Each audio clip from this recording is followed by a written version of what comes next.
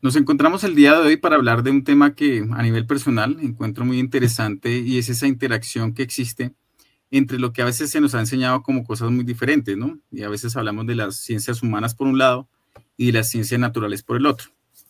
En mi caso y en el caso de quienes me acompañan, pues estudiamos de pregrado ciencias naturales, estamos dos biólogos y un químico. Sin embargo, durante, digamos, el tiempo que hemos compartido, cada vez más nos hemos empapado un poco de lo que las ciencias sociales, las ciencias humanas e inclusive las artes pueden aportar para entender, para explorar, eh, inclusive para crear dentro de las ciencias naturales. Entonces, el día de hoy, en nuestro diálogo pertinente, pues planteamos hablar un poco y responder a una pregunta amplia y tal vez un poco ambiciosa que, pues como generalmente vamos a tratar acá, se desborda un poco del tiempo y de nuestros conocimientos, pero pues daremos nuestra perspectiva sobre por qué es importante esa visión humanística en ciencias naturales. Entonces le doy la bienvenida a este episodio número 2 de nuestros diálogos pertinentes a nuestros acompañantes ya rutinarios desde el episodio 1, el profesor Eugenio Andrade. ¿Cómo está? ¿Cómo se encuentra el día de hoy? Bien, gracias, Juan Pablo. Bueno, muchas gracias. Y el profesor Ludwig Van Jiménez, quien también nos vuelve a acompañar en nuestro diálogo pertinente. ¿Cómo está Ludwig? Bien, gracias, Juan Pablo. Listo, entonces yo creo que entremos en materia, algo que yo recuerdo con mucho cariño y de alguna manera marcó un poco el que yo decidiera estudiar una maestría en estudios sociales de la ciencia, fue mi paso por el grupo de biología teórica de la Universidad Nacional de Colombia. Porque cuando uno estudia una ciencia, pues es común que en las universidades que hayan diferentes grupos que profundicen algunas de sus disciplinas, digamos, comúnmente aceptadas, ¿no? Entonces, en el caso de biología, pues habían grupos de genética, de microbiología, sistemática, etcétera. Pero existía un grupo un poco particular que para mí era interesante por esa visión transdisciplinar, se podría decir, en donde se prestaba para hablar de temas un poco más allá, diríamos, de la biología de texto de manual. Entonces, aunque obviamente siempre lo central eran las grandes teorías, la teoría de la evolución principalmente, siempre se prestaba para dialogar sobre, por ejemplo, preguntas que van más allá de la biología, en ese caso, como que es la ciencia, sobre cómo, por ejemplo, otras disciplinas y otros saberes podían interactuar para tener otra visión del conocimiento científico. Y debido a eso, me pareció muy interesante luego profundizar en algo que, digamos, muy poca gente ha escuchado y es los estudios sociales de la ciencia. Así que en este grupo pudimos hablar durante mucho sobre la historia, sobre la filosofía, y era algo que en las clases del profesor Eugenio Andrade también, pues siempre estaba presente, ¿no? Esa perspectiva histórica del desarrollo de las ideas, de los debates, del aporte también de grandes filósofos, y es algo que también se ve en el trabajo de varios de los discípulos de este grupo, y obviamente muchos otros que aquí en Colombia, afuera, a pesar, digamos, de que empezaron con una ciencia natural como inicio para explorar la vida, el fenómeno de lo viviente, pues empezaron a profundizar en temáticas como la historia, como la filosofía de las ciencias, como la sociología, como fue mi caso, o la antropología. Entonces, pues yo creo que podemos partir por esta pregunta importante y me gustaría comentarle o preguntarle al profesor Eugenio, que es químico de formación, por qué terminó también empezando como a explorar esos temas más filosóficos y uno en su obra ve constantemente citados autores que no necesariamente un químico cita convencionalmente, desde Charles Sanders Peirce hasta Leibniz, Kant, etc. Entonces me gustaría empezar preguntándoles un poco cómo es ese giro o por qué uno como científico natural empieza a ver la importancia de estudiar a estos otros, digamos, académicos que vienen como de otras disciplinas. Entonces me gustaría escuchar al profe Eugenio Andrade primero. Bueno, primero, gracias por la pregunta. Pues hay como muchas cuestiones que van convergiendo. Yo me acuerdo que desde muy joven, pues tenía el acceso a la biblioteca de mi padre y había muchos libros de distintas cosas, de temas que hoy llamaríamos humanísticos, pero también había como un interés de él, por parte de mi papá, de que tuviera como unos elementos serios en una formación científica. Y entonces le daba mucha importancia a que leyera la serie de la enciclopedia estudiantil, una que salía semanalmente por fascículos en México y que se distribuía en Colombia, donde hacían presentaciones muy didácticas de temas científicos. Pero los libros que él tenía no hablaban de ciencia, hablaban era de temas humanísticos, de cultura, de historia, y también me preocupaba ese contraste. Y leyendo esos textos de ciencia muy introductorios, como que me fui alineando con el paradigma oficial de la ciencia, de que el conocimiento verdadero es el que tiene que ver con la propia naturaleza, el mundo de lo que objetivamente existe, los átomos, las células, las moléculas, los animales, los planetas, las galaxias, y que el mundo de lo humano era un mundo como muy desordenado, muy caótico, manejado por caprichos de grandes guerreros, de grandes líderes, y que era como una cosa un poquito como arbitraria. Sin caer en cuenta, pues yo estaba entonces como repitiendo en mi vida tal vez algo que históricamente ya se había vivido a nivel de la humanidad. Y es justamente lo que fue la revolución científica, que consistía en darle un piso y un fundamento a las explicaciones de la ciencia basado en el modelo de la física y lo que fuera representable o describible en un lenguaje matemático. Y eso va a constituir lo que se llamó las ciencias duras, es decir, las ciencias duras tienen un formalismo matemático claro y tienen un trasfondo físico en el estudio de ese mundo atómico, subatómico, mecánico, de las fuerzas y cuerpos que explica la física, velocidades, momentos, etcétera, energías, que eso es el mundo real, ese es el mundo objetivo, lo demás es derivado de eso. Por lo tanto, si usted quiere conocer entre comillas, la realidad, tiene que fijarse en eso. El mundo de los humanos como que no vale mucho la pena. Sin embargo, uno va cayendo en cuenta de que no es posible hacer ese divorcio tan radical, porque los mismos científicos, cuando uno leía sus biografías, pues estaban circunscritos a condiciones humanas como las que pasa cualquier otra persona en diferentes tipos de sociedades, limitaciones dependientes de su extracción social, de su época histórica, del régimen político, de condiciones geográficas y ambientales que favorecen un tipo de producción económica y otra no, y la creación de grandes obras de ingeniería que también va en paralelo con la creación de obras de arte, como que hay algo que se está expresando ahí. Entonces, nunca estuve contento con esa opción de orientarme principalmente al mundo de lo físico, aunque obviamente pues eso me enseñó mucho. Si vamos a verlo ya a escala de la historia, uno puede ver que en el siglo XIX,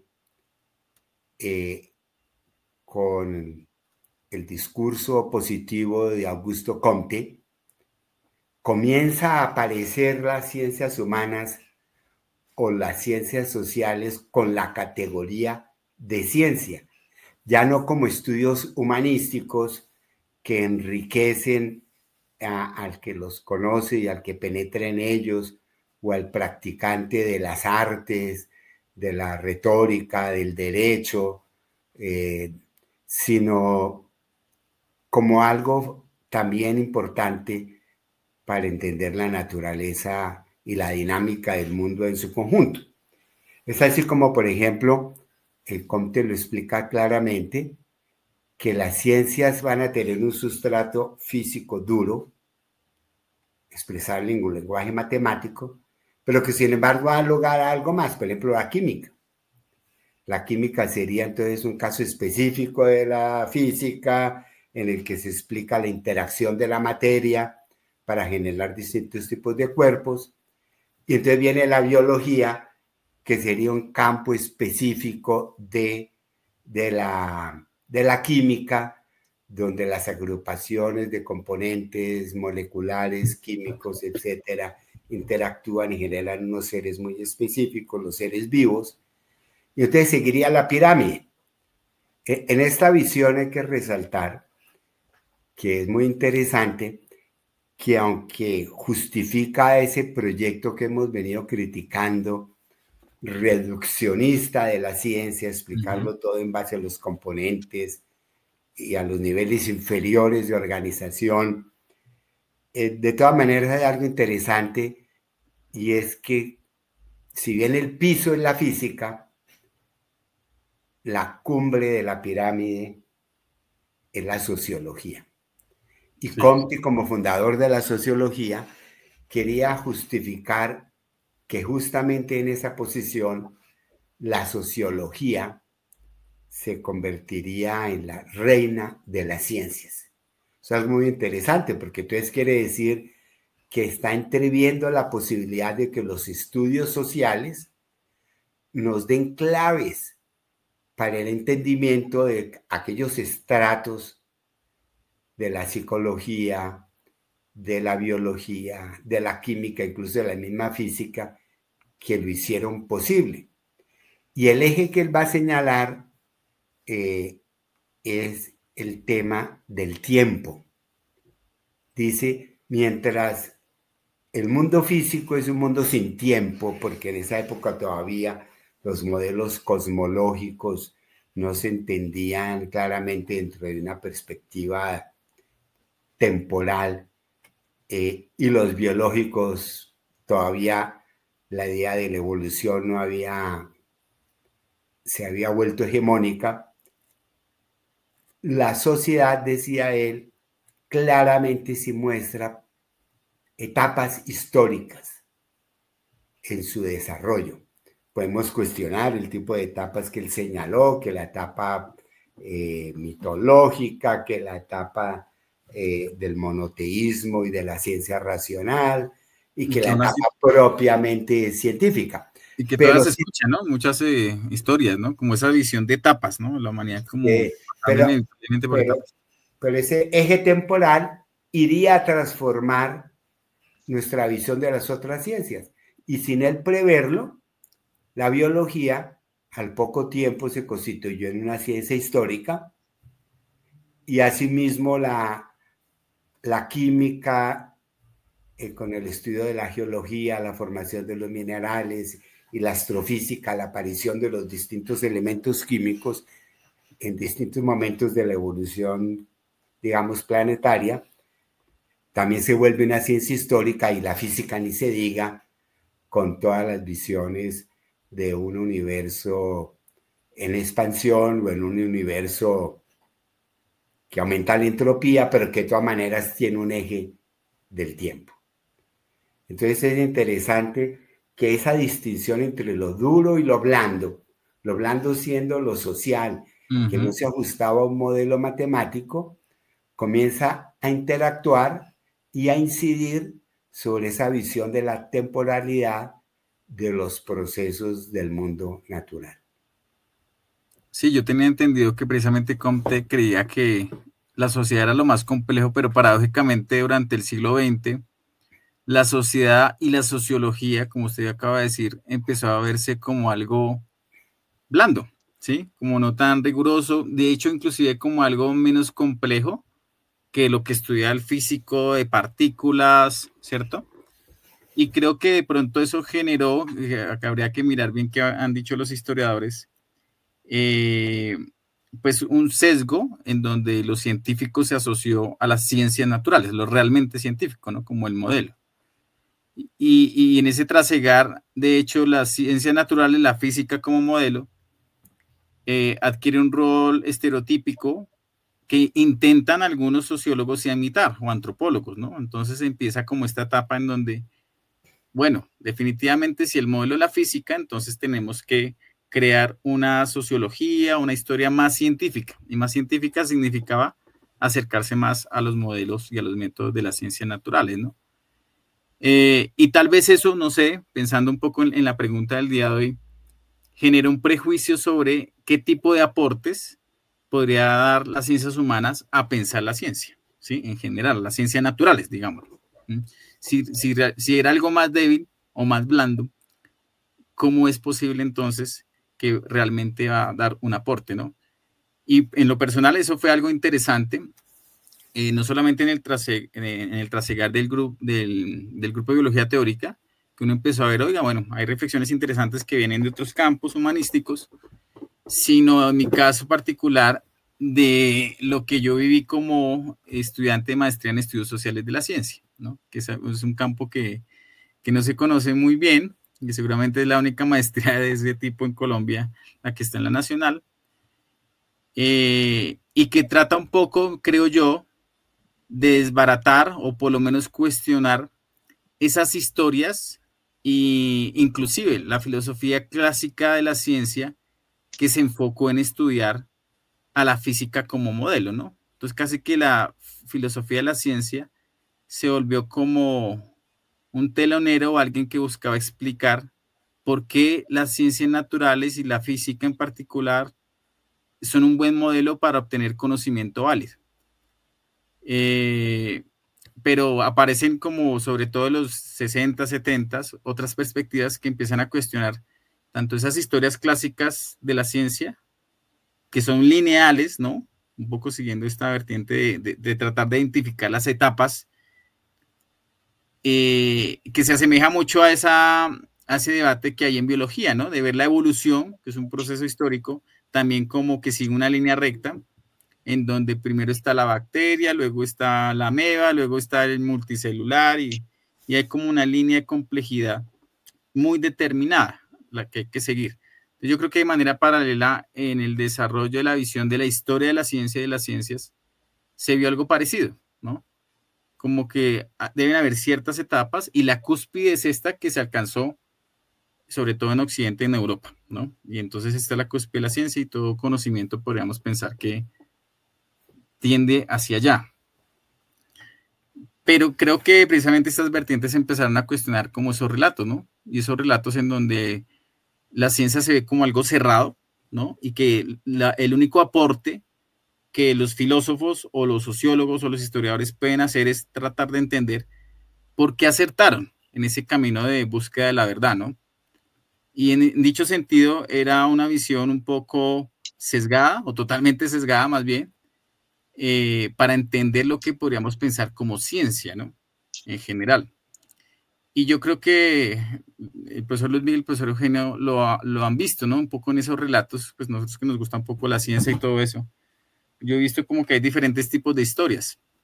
Una que se enfoca en ese desarrollo de las ideas y los grandes héroes de la ciencia, ¿no? Entonces en biología Darwin, y por qué Darwin venció a Lamarck intelectualmente hablando, y por qué Darwin tuvo una mejor teoría que Lamarck, y por tanto ayudó a progresar al siguiente peldaño a esa ciencia, a la biología. Y por otro lado, también algo que se discutía un poco en la maestría de estudios sociales de la ciencia es cómo había una perspectiva sociológica que consideraba que el único aporte de las ciencias humanas en la ciencia era como para explicar esos factores externos o casi que ornamentales de los científicos, ¿no? Sus vidas, sus conflictos, el rechazo que tuvieron sus teorías, pero no entender que el mismo conocimiento, ¿sí? Las mismas teorías, desde lo más como conocimientos esotéricos, como desde la fórmula hasta sus métodos, pues están permeados por una serie de prácticas, creencias, prejuicios, y que la ciencia, por tanto, no se desarrolla en el vacío porque pues es un producto humano, ¿no? Pero eso generó bueno, eso es otro debate, un conflicto, ¿no? Entre pensadores, filósofos de diferentes escuelas y historiadores que empezaron a darse cuenta que de pronto se sentían amenazados con una visión más relativista de la ciencia, podría amenazar lo que constituía esa institución, ¿no? Que ante todo constituía como la institución que realmente nos da un conocimiento más sólido, más certero, sobre el cual nosotros podemos tomar decisiones responsables, por ejemplo. No sé qué piensan un poco, bueno, pensando en la biología o para ustedes un poco por qué la historia o la filosofía tienen un rol más allá de explicar como los chismecitos de cómo se desarrolla la historia, que era la historia que uno veía en las introducciones de los libros de textos de manual, ¿no? Siempre hay como una historia heroica y muy sesgada en explicar por qué la ciencia venció, la ciencia natural sobre todo. No sé ustedes qué opinan. Pues es que yo siempre tuve como la impresión de que en la academia, cuando estuviéramos estudiantes de biología, se nos hablaba como con, salvo en la clase del profe Eugenio, como con desdén de los naturalistas, como que eso no era ciencia. Una Y presciencia o algo así, ¿no? sí, pero pues estábamos basándonos en ellos, todas las suposiciones que teníamos en el fondo uno escarbaba y estaban ahí, pero siempre se pensaba o se nos decía, es que hay que hacer ciencia, eso es de naturalismo, como si los naturalistas hubieran sido pues muy poco rigurosos, digamos. Bueno, no tanto de pronto en la aplicación de métodos analíticos, matemáticos, pero había pensamientos rigurosos. Entonces como que siempre me pareció como que era injusto y eso digamos que fue una de esas primeras aproximaciones a los libros de, de filosofía o de pensamiento que el profe nos recomendaba en el pregrado. Pero recuerdo mucho tiempo después que el profe nos decía, y creo que volvimos a esa discusión después de tantos años, que ahora las humanidades, la sociología, eran los que tenían la sartén por el mango del futuro, pues, de las discusiones.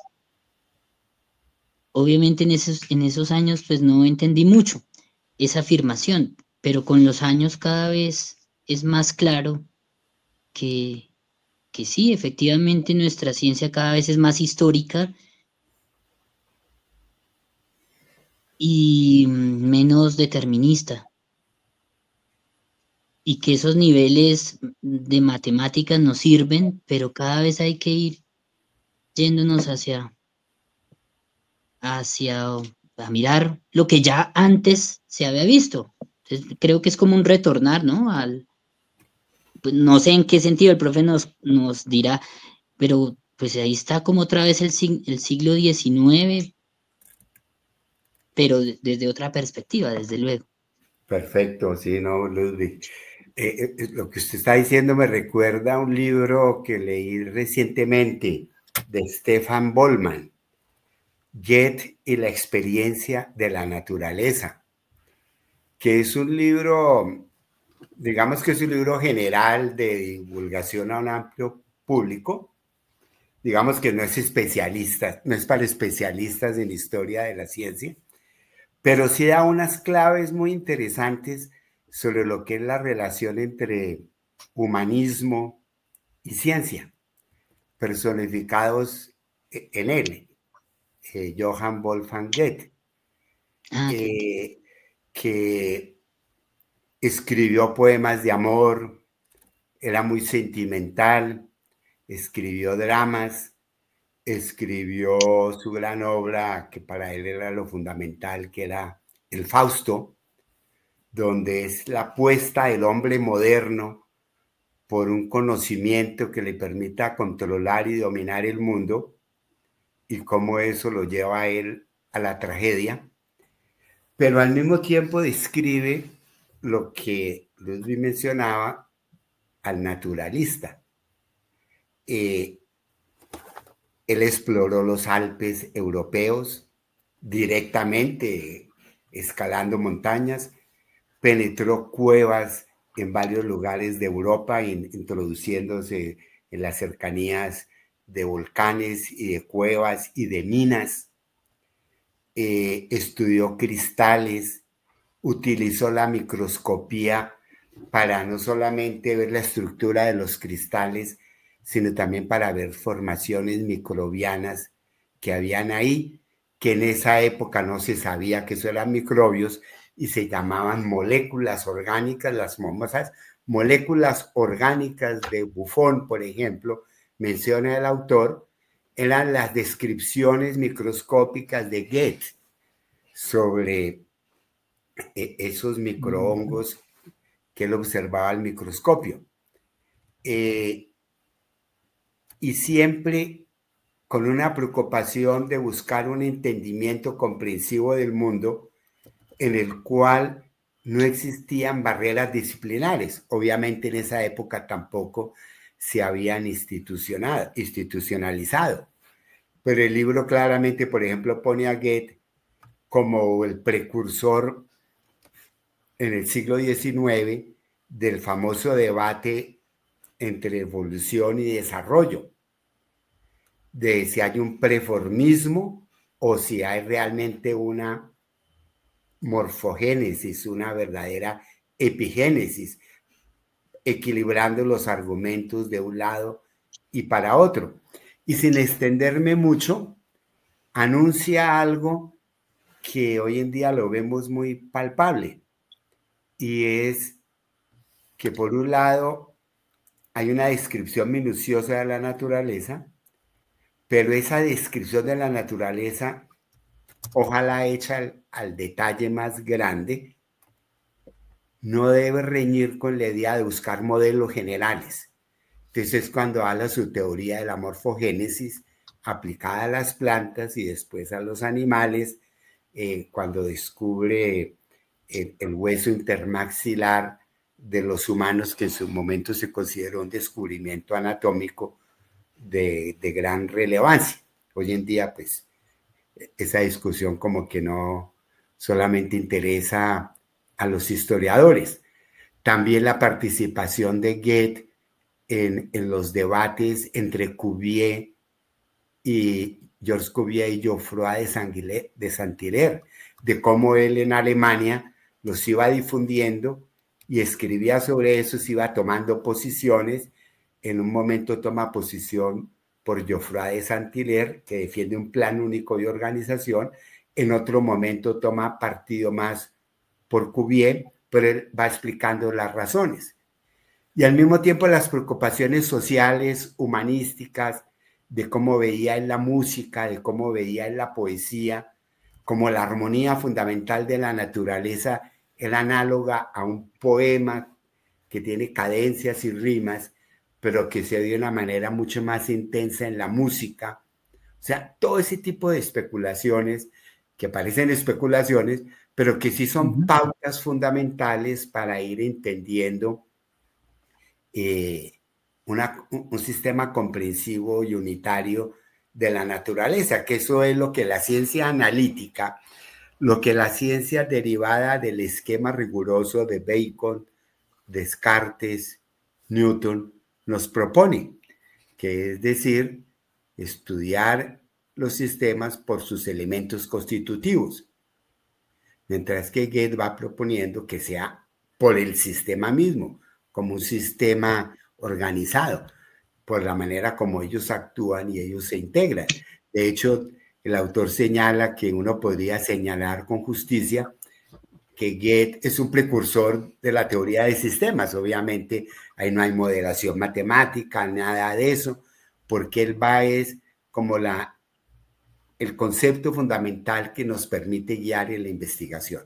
Y un punto central, aclara por qué la historiadora Andrea Wulf, que trabajó sobre la obra de Humboldt, Sí, muy bueno ese libro. Realmente sí Humboldt le debió mucho a Goethe. Es decir, eso no fue una cosa de amistad paralela y que de pronto hubo reuniones en distintos sitios en distintos momentos de las visitas de Humboldt a Europa, sino que realmente fue un mano a mano, fue un ejemplo. Humboldt quiso subir al Chimborazo porque Goethe ya había escalado los Alpes y quiso explorar el río Amazonas y varias zonas, porque él ya había explorado las rutas de varios ríos en Europa. O sea, Humboldt estaba ante un mundo mucho más vasto y más profundo que el que logró explorar Goethe, pero la tarea en el fondo era la misma, la comprensión de la naturaleza, acuñar el término naturaleza. Y aquí es donde quisiera dejar por ahora.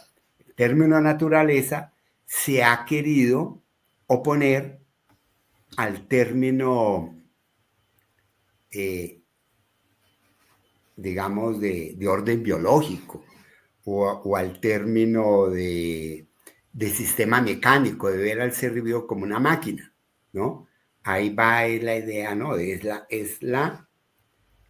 un sistema, es una naturaleza, es algo más que la suma de los componentes, tiene autonomía y dinamismo propio. También señala el libro al final cómo Goethe, en discusiones con Humboldt, ya preveían la destrucción de hábitats y del medio ambiente por el humano, por la actividad humana, y se preocupaba por esa comprensión de la dinámica del planeta, el papel de la acción humana ahí como factor formativo, en ese caso factor perturbador o enormemente perturbador, que es lo que hoy en día llamamos antropoceno. Y antropoceno convoca a las ciencias humanas para su comprensión, a la geología, a la física, a la economía, diferentes disciplinas, independientemente si son duras o blandas, humanas o físicas, nada, todas convergen en un problema real del cual pende nuestra supervivencia, la crisis ambiental del presente.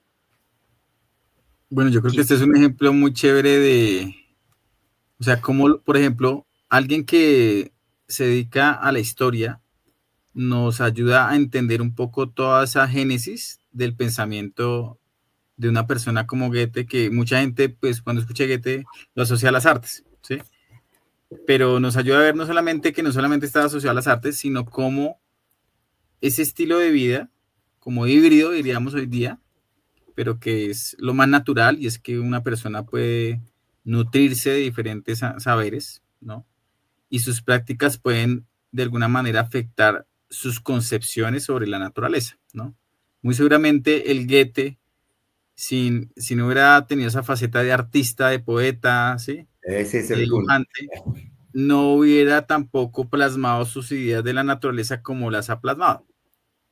Y eso es muy interesante, ¿no? Pero también puede ser incómodo para algunos de ciertas escuelas de pensamiento que ven estos factores como externos al conocimiento e inclusive los ven como que envenenan la lógica pura, ¿sí? O la abstracción pura de lo que debería ser el desarrollo de la ciencia, ¿no? O sea, alguien podría decir, es que la visión artística de Goethe no debería alterar sus observaciones objetivas, neutras, calibradas de la naturaleza, pero lo cierto es que estos estudiosos lo que permiten ver es precisamente que esa visión como tan, una vez más, cerrada a la larga del científico y su trabajo, realmente es imposible, porque casi que está atada a una concepción del humano como separado de la naturaleza y de sus entornos, ¿no? Entornos sociales, entornos económicos, entornos ambientales inclusive, ¿no? No sé si creo que Luigi va a comentar. Pues hablando de este tema, me vino a la memoria una anécdota que ya les había contado, tal vez la recuerden, y fue una que cambió, yo creo que toda mi perspectiva o mi inclinación. Estábamos en clase de evolución con el profe Eugenio hace muchos años, un sábado en un salón donde se veían muchos colibrís por la ventana. Y hablando acerca de la Obviamente nos distraían cada rato. Era una mañana de un sábado que la universidad está sola y los pajaritos estaban ahí. Y de repente el profe hablando nos dice, bueno, que el científico pues nos va a decir que el pajarito canta para defender el territorio o para buscar pareja, o podemos desarmarlo en un montón de... Y algunos pues buscarán también los genes que están involucrados ahí, pero la respuesta el profe nos dijo, la respuesta, ¿acaso porque quiere? No No, es una respuesta válida. Y pues para mí fue pues muy revelador porque esa respuesta nunca había estado ahí. Siempre hemos desmenuzado.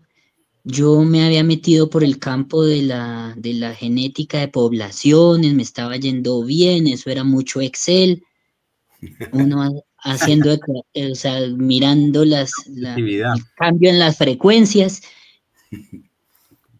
y esa descripción de la vida me dejó un vacío muy profundo, porque pues eso fue lo que me llevó a mí a estudiar biología, que era una inclinación muy personal de qué somos. De niño yo había sido un estudiante en colegio, en mi familia, muy religioso, pero llegó a mis manos un libro de Darwin y los documentales, pues yo creía en la evolución de niño, pero eso me hacía tener como una pugna interna con pues lo que me han enseñado de la religión. Y eso pues me llevó a pensar qué somos. ¿Qué hacemos en este mundo? Esa pregunta pues muy de carácter más filosófico. Y eso me motivó a estudiar biología. Y la respuesta llegó en esos cursos después de ver pues las químicas, las genéticas y luego pues la descripción del gen egoísta, digamos, del libro, pues que éramos genes y pasamos a la siguiente generación. Eso me dejó un vacío de quién soy. Pero en esa clase me puso todo patas arriba. Porque el profe después me explicaba, nos decía que esa era pues el intento de también naturalizar a la gente, de que también éramos algo sobre este mundo, y no una máquina inerte que se mueve, que eso fue algo también de lo que tocamos en la discusión pasada, ¿no? Y bueno, hasta ahí llegó mi intento por la genética de poblaciones. ¿No? Y me acuerda, escuchando a los Vic, que creo, y pues con respecto a la historia tanto del profesor Eugenio como su experiencia personal, y es que muchas veces los científicos o las personas que terminamos estudiando ciencia, la razón no es porque queramos necesariamente develar los mecanismos del funcionamiento de la célula. A mí cuando me preguntaban, ¿usted por qué estudia biología? Yo decía, por razones filosóficas, ¿sí? Porque de alguna manera algunos textos, digamos, de ciencia me habían hecho hacer preguntas de esa índole. Me acuerdo mucho, yo estudiaba antes de estudiar biología, estudiaba bacteriología y leí un capítulo sobre comportamiento animal, de etología, describiendo una abeja, como describían las abejas funebreras, que estas son abejitas que tienen como el comportamiento de limpiar sus colmenas, detectan quiénes están muertos, los sacan de ahí y las botan para afuera, ¿no? Entonces me parecía muy bonito, pero lo que me impactó de la historia en ese capítulo es que realmente aquí no era algo para resaltar el comportamiento complejo de las abejas, sino explicaban su comportamiento en términos de una investigación que podía, en teoría, delimitar cada paso de ese comportamiento en función de unos genes, ¿no? Entonces, él decía la investigación que se sabe cuál es el gen que está involucrado en que la abeja detecta el muerto. Se sabe cuál es el gen que determina que lo saque y se lo lleva a tal parte. Y que cuando se noquean esos genes, se bloquean su expresión, entonces ya no pueden hacer ese comportamiento. Entonces, cuando yo leí eso, emergió en mí no una perspectiva de, me gustaría investigar los genes para ver cómo funciona esta máquina, ¿no? Sino me dejó impresionado y mi pensamiento fue, ¿qué tan libres somos? ¿Sí? ¿Qué tanto nuestra naturaleza biológica, yo tenía como 16 años, 17, nos está determinando? O sea, ¿qué tan libres somos? Y esa fue una de las razones por las cuales yo decidí estudiar biología, ¿no? Porque pensaba, obviamente en ese momento, tenía una visión un poco más, pienso yo hoy día, ya de 39 años, una visión un poco ingenua de la ciencia, y era como que solamente la investigación científica me va a poder responder ese tipo de preguntas, ¿no? Pero hoy día, cuando se le preguntan a los filósofos, sobre todo los filósofos de la ciencia, la vez pasada veía un video, hay muchos científicos que consideran que la filosofía no es útil, o que la verdadera filosofía es la ciencia actual, ¿sí? Y el resto es como, hay algo como de adorno, como arcaico. Especulación. Sí, como especulativo, como que sí, chévere. Sabemos que como que la filosofía y Platón y Aristóteles fueron como precursores, pero ya estamos en una época una etapa, una vez más, en donde la ciencia se supone que es esto y ya el resto no vale. Entonces muchos de estos filósofos decían, no, es que parte, digamos, de pronto de lo que esta rama puede aportar a la actual ciencia, tiene que ver con hacer inclusive preguntas distintas, que era un poco lo que rescató el relato de Ludwig con respecto al profesor Eugenio. Cómo esa pregunta distinta le hizo pensar en otras cosas. Y cuando uno se formula preguntas que van más allá de lo operativo, de lo mecánico, ¿sí? Es decir, van más allá de lo que la teoría te dice, pero que tiene que ver con la teoría, eso te permite expandir inclusive los posibles caminos que podrían eventualmente ayudar a las teorías cambiar y crecer o reformularse, ¿no? Y creo que sin duda ese es un gran aporte que tienen las personas que se dedican a estudiar la ciencia desde esas otras perspectivas, ¿no? También, ¿no?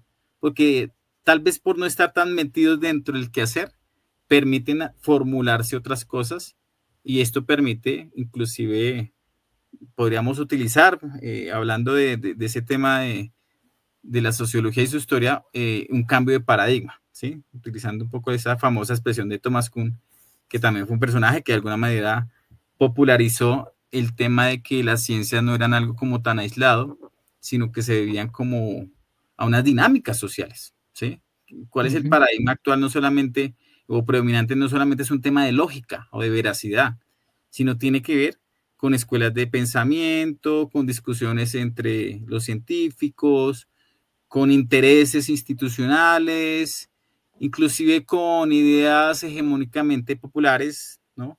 Que por ejemplo, bueno, también el profesor que sabe un poco más de esto, Eugenio, como por ejemplo la génesis y la forma en cómo se concibió la teoría evolutiva desde Darwin, tuvo que ver con esa Inglaterra que estaba viendo el auge de una forma industrializada de existencia, el capitalismo y los paralelismos entre estas dos ideas, ¿no? Una vez más, las teorías, desde una perspectiva más hoy día, ¿no? Más abierta, no solamente se deben a unos buenos métodos científicos o a unos buenos datos o a unas buenas tecnologías que permitieron ver cosas nuevas, sino que siempre están inevitablemente permeadas, y no es malo, hace parte de su riqueza por esos otros factores que a veces llamamos sociales o económicos o lo que sea. De acuerdo. La dinámica social es fundamental para entender el desarrollo de la ciencia. Me acuerdo de esa historia que nos cuentan de la fundación de la Royal Society en Inglaterra, en Londres, en el siglo XVII, buscando un apoyo para los investigadores, los que quieren ser investigadores, etcétera, y que se consideró un gran avance. Pero Newton, que hacía parte de ese grupo, no lo consideró como tal, porque él dijo, el que ahora el Estado nos financie puede condicionar la libertad de investigación, ¿sí?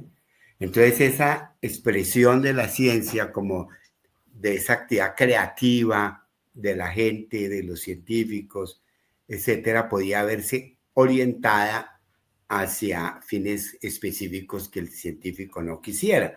Obviamente que esto hay que tomarlo pues, en sus aspectos positivos y en sus aspectos pues, no tan positivos. Pero cuando uno ve el desarrollo de la ciencia en el siglo XX, ya comienza a darse uno cuenta que hay una industrialización de la actividad científica, de los laboratorios. Los laboratorios ya no son sitios de experimentación en los cuales hay un líder, un científico que se plantea preguntas y ensaya soluciones, sino que ya hay toda una red de compromisos económicos, financieros, industriales, para ciertas temáticas y se las van repartiendo como proyecto entre distintos grupos en distintas universidades del mundo, financiadas por las mismas agencias en distintas partes del mundo. Y entonces, aunque el proceso de conocimiento aplicado y tecnológico avanza de una manera increíble, las explicaciones sobre las causas de los fenómenos, el significado de los fenómenos, la naturaleza del mundo que estamos tratando de entender, pues como que todavía no queda muy clara. Sí, es decir, por ejemplo, la física nos dice qué hacen los electrones, qué propiedades tienen medibles. Carga, masa, velocidad, spin, campo magnético, una serie de cosas. Pero nunca nos responde qué es el electrón. Entonces, eso nos lleva a pensar que ese deseo de encontrarle algo que responda a las inquietudes más profundas, la ciencia no lo ofrece. Pero en parte, las ciencias humanas en sus múltiples manifestaciones, la actividad humanística, la literatura, la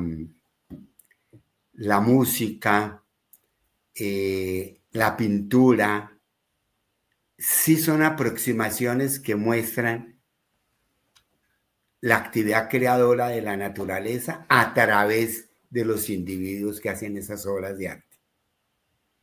Y yo creo que eso es muy importante, porque ante un universo que no vamos a comprender, porque siempre habrá elementos que quedan por fuera de comprensión, sí por esas, lo que decíamos la vez pasada, que nos podemos enredar otra vez discutiendo ese punto, en la búsqueda de un significado para nuestras vidas y para la sociedad, el componente humanístico, social, cultural, artístico, me parece que es fundamental.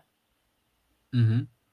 Y yo creo que, digamos, si uno realmente quiere entender lo que es la ciencia, es muy útil verla, por decirlo de alguna manera, utilizando la analogía termodinámica como un sistema abierto, ¿sí? Y como un sistema además en desarrollo. Y como sistema abierto y desarrollo, pues no es ajeno a su entorno, ¿no?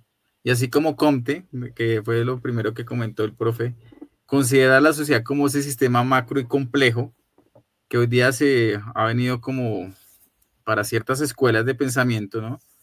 Desdibujando un poco y hoy también reflejo esos intereses y de esa hegemonía de lo cuantitativo. Uno se da cuenta hoy día en las universidades que inclusive el presupuesto para ciertas investigaciones más humanísticas o lo que es hoy día se habla de investigación cualitativa y cuantitativa. Entonces la cuantitativa es como que la mejor, ¿no?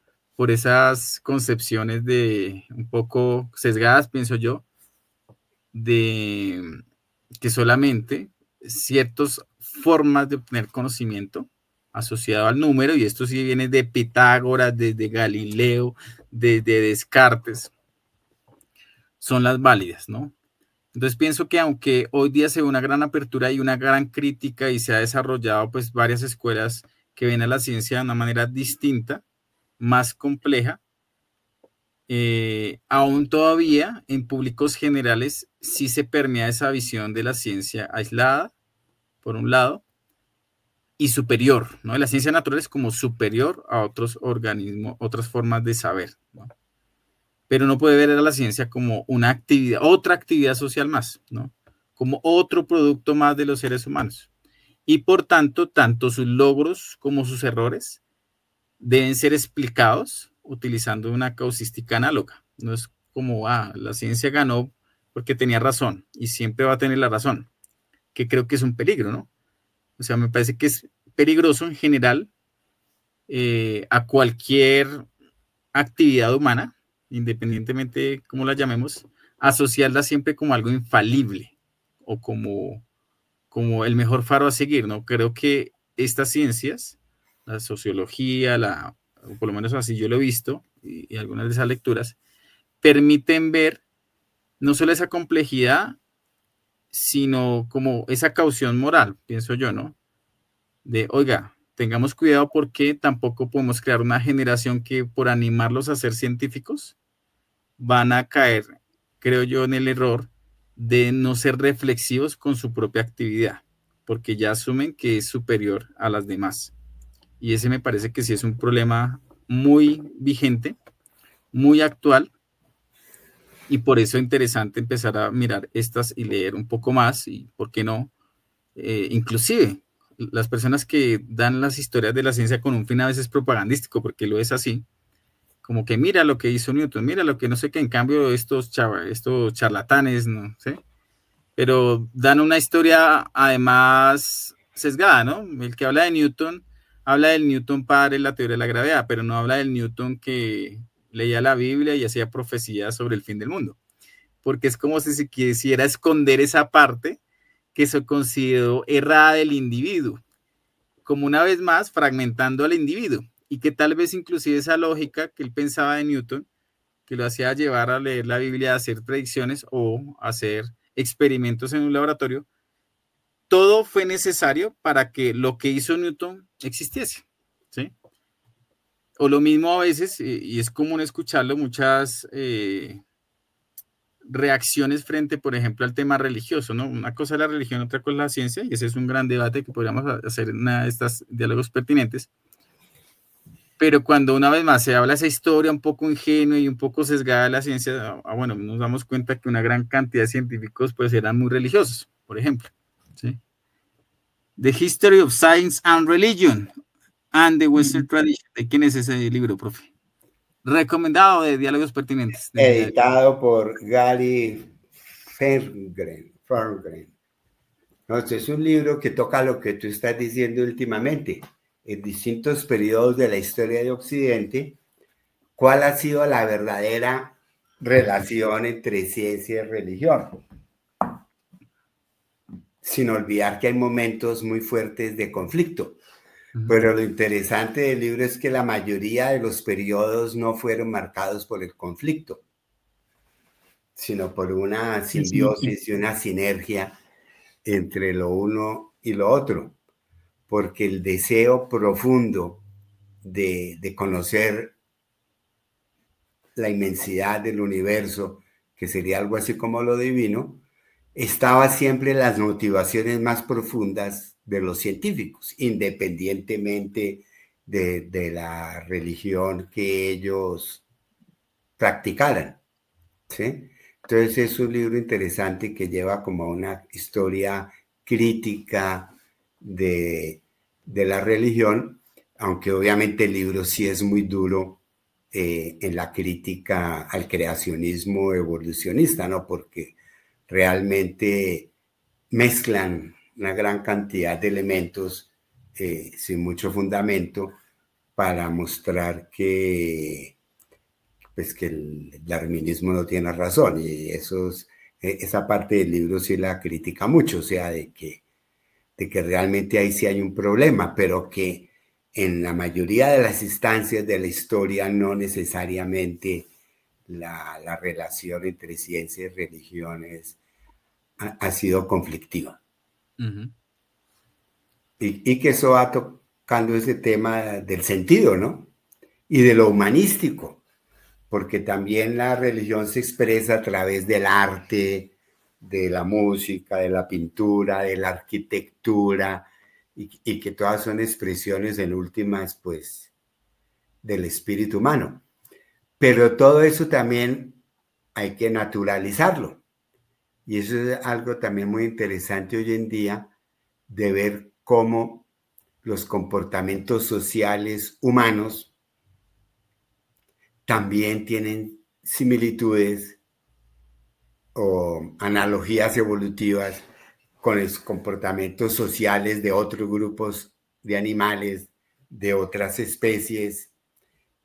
Y entonces esto nos llevaría a que realmente encontremos que aquello que nos hace humanos es justamente el ser parte del mundo natural, el ser animales, nuestra animalidad y nuestra condición biológica es lo que nos hace humanos, porque las especificidades del humano han salido en últimas de ahí, ¿sí? Y eso es algo también muy importante, donde uno ve que las ciencias humanas, las ciencias blandas, mal llamadas blandas, y las ciencias mal llamadas duras, pues convergen, ¿no? En la preocupación por entender la vida, ¿sí? Y eso es algo que a mí me gustó siempre de la biología, a pesar de haber estudiado química. Yo también puedo decir, como decía Juan Pablo, que estudió química por razones filosóficas, ¿no? Pero realmente me sentía más cómodo en la biología, porque la biología está como en esa escala intermedia entre lo físico y lo sociológico, lo humano, etcétera, y como que es ese nivel en que uno está haciendo frontera con esos dos grandes niveles de organización, y que seguramente las respuestas a muchos problemas vengan justamente de una visión más biologizada del mundo, que entre otras cosas es lo que pregonaba el libro que les mencionaba de Goethe, ¿no? Una visión más biologizada del mundo natural. Y punto aparte de eso, recordar, o para mí fue una gran satisfacción poder recordar a través de ese libro que Goethe fue el maestro de Friedrich Schelling, un filósofo natural muy importante del siglo XIX, romántico, idealista, dirán siempre los anglosajones, pero que fue la base del pensamiento de Charles Sanders Peirce, el cual he estudiado con un poquito más de detalle. Sigue esa línea genealógica, ¿no? De buscar una filosofía acorde con una explicación integrada de la naturaleza, donde aquello que se consideraba específicamente humano, como es algo así como un tipo de actividad mental, se pueda naturalizar y extenderse a la comprensión del universo, o como algo, o como la vida misma, que se considera propio de los organismos, también da luces para entender el mundo físico. Y a su vez, el mundo físico, en su dinámica, sirviendo para entender al biológico y al humano, porque en últimas hay una unidad indisoluble entre todos esos grandes niveles de la realidad. Escuchándolo y pensando como en estos dos temas que hemos hablado en estos dos episodios de Diálogos Pertinentes, siento que algo que creo que permea un poco, por lo menos este grupo, y bueno, personas que piensan de manera similar, es a la larga cómo derribar ciertas barreras, ¿sí? Entre formas de aproximarse a diferentes preguntas. La vez pasada hablábamos, por ejemplo, de la importancia de cómo algo que se ve ajeno a los problemas de la sociedad actual puede generar una reflexión importante para cambiar los mismos problemas, ¿no? Pero implica ser como un vínculo entre ciencia, filosofía y sociedad, que a veces se nos enseña que son cosas separadas, lo mismo acá, ¿no? Y es como las ciencias naturales y las ciencias humanas que se ven como cosas separadas, pues tal vez nunca realmente lo han estado. Y tal vez hacen parte como de un organismo, ¿no? Por decirlo de alguna manera, usando la analogía, el organismo del conocimiento, pero que ha adquirido obviamente durante la historia cierta diferenciación que es valiosa, ¿no? Que es valiosa para poder a la larga explorar de diferentes maneras las grandes cuestiones, ¿no? De la vida en general. Entonces creo que algo que me queda de estos diálogos es ese tema, y me parecería chévere en otra oportunidad explorar un poco ese tema de la metáfora que me parece importante del organismo, ¿sí? O esa visión organísmica de la vida, que me parecería chévere de pronto tratarlo en otro programa. No sé a ustedes qué les queda de este episodio en donde planteamos nuestra pregunta de por qué es importante la visión humanística en ciencias naturales, sobre todo de pronto para gente que está empezando, ¿no? El camino en ciencias naturales. Pues yo quisiera decir solo que, pues que siempre ha estado ahí, solo que como que las visiones hegemónicas la han estado como siempre quitando o escondiendo o minimizándolas o haciéndolas menos, pero pues siempre ha estado en la actividad humana, digamos científica, pues siempre ha estado todas las inquietudes humanas. Y pues el profe ahorita nombraba a Peirce, y digamos que leyendo a Peirce recuerdo como algo de que ¿por qué si la ciencia había sido tan exitosa en sus modelos y nos ha llevado pues a toda esta civilización tecnológica en la que estamos ahora? ¿Por qué pues era necesario todo ese esquema que Peirce desarrolla? Pues, y era porque pues él sí ve que era necesario, como es que él dice, que nada eh, como que intervenga o frustre o no permita el camino de la investigación. Y esos son incluso nuestros modelos mentales o nuestras ideas o nuestro medio. ¿Cómo hacer para estar libre de verdad y poder acceder a buscar las preguntas de siempre? Las preguntas por el todo, por qué es el universo, por qué es darle respuestas a nuestro mundo. Pero el profe nos puede decir mejor algo de eso. ¿Me escuchan? Sí. Sí, claro. Sí. ¿Ya? Es que cuando se habla de ese todo, ojo, Ludwig, hay que tener cuidado, porque entonces alguien va a pensar que uno está planteando la necesidad de una teoría Sí. del todo, ¿sí? Sí. Y no, uno lo que debe tratar es de mostrar una imagen grande, panorámica, de lo que percibe o imagina como la realidad, ¿no?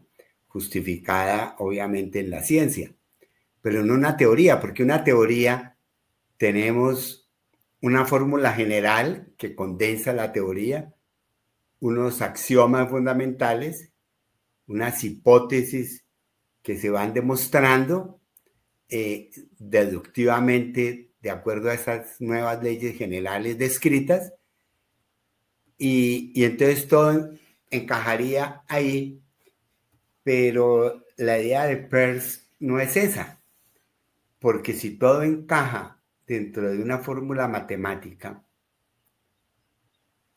es como si todo ya estuviera dado, ¿sí? No hay un lugar para la innovación, para que algo se salga de ahí, para que espontáneamente surja algo.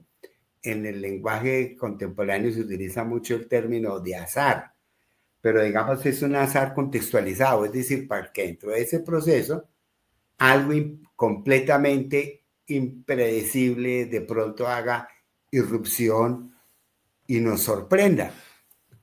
Y en ese punto en que nos sorprende, entonces tendremos que buscar, bueno, ahora cómo lo explicamos. ¿Eso a qué se parece? ¿Qué modelo teórico podría acomodarse a eso? ¿Sí?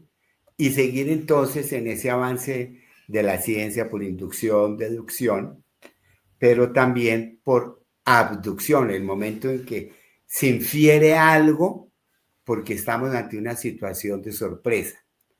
La idea de Peirce, en pocas palabras, epistemológica, de método que acabo de mencionar, también es una imagen de la naturaleza. Es decir, la naturaleza también ha generado sus regularidades. De acuerdo a esas regularidades, podemos predecir eventos, fenómenos, anticipar situaciones, pero también podemos encontrarnos ante situaciones completamente inusitadas, verdaderas innovaciones. Y lo que señala es, si no ha habido innovaciones y si no las va a haber, pues entonces tampoco hay evolución. Y la evolución en últimas es consecuencia de que el sistema se está innovando. Hay algo ahí que escapa. Obviamente trataremos de integrarlo a una nueva ley y la naturaleza misma también va a ser lo mismo, porque donde hay una innovación o se rechaza o se incorpora. ¿Y cómo se incorpora? Ajustándose, creando nuevos hábitos, nuevas costumbres, nuevas maneras de actuar y incorpora lo novedoso en todo su proceso progresivo y evolutivo. Bueno, sin duda este es un Y tema. esa innovación de pronto no es matematizable ni describible, solo desde lo general. Y eso le abre, El surgimiento de la innovación no. Lo y que sí es eso, matematizable es que en unas condiciones definidas, una vez surgido, sí podemos hacer cálculos probabilísticos, estadísticos, que es el mejor ejemplo de la genética de poblaciones. sí. Bueno, este sin duda es otro tema que va a ser un diálogo pertinente porque algo también que aprendimos en el grupo citado Biología Teórica es cómo otras disciplinas, pues además de las ciencias humanas, otras ciencias o otras teorías pueden alimentar a entender ese fenómeno de lo viviente, ¿no? Por ejemplo, la semiótica, que sin duda es uno de esos temas que muy probablemente la mayoría de los biólogos nunca ha escuchado, ¿sí? O muchos otros científicos, ¿no? Tal vez de pronto hay 100 áreas de humanidades se ha escuchado más que en las mismas ciencias naturales. Bueno, yo creo que podemos dar cierre a nuestro diálogo pertinente del día de hoy, agradeciéndoles a los presentes su participación y también a las personas que de pronto nos han escuchado y que esperamos nos sigan también escuchando. Entonces yo creo que muchas gracias a todos y nos veremos en otro diálogo pertinente. Hasta luego. Gracias, Juan Pablo, muy amable. A ustedes. Hasta luego. Gracias. Hasta luego. Gracias.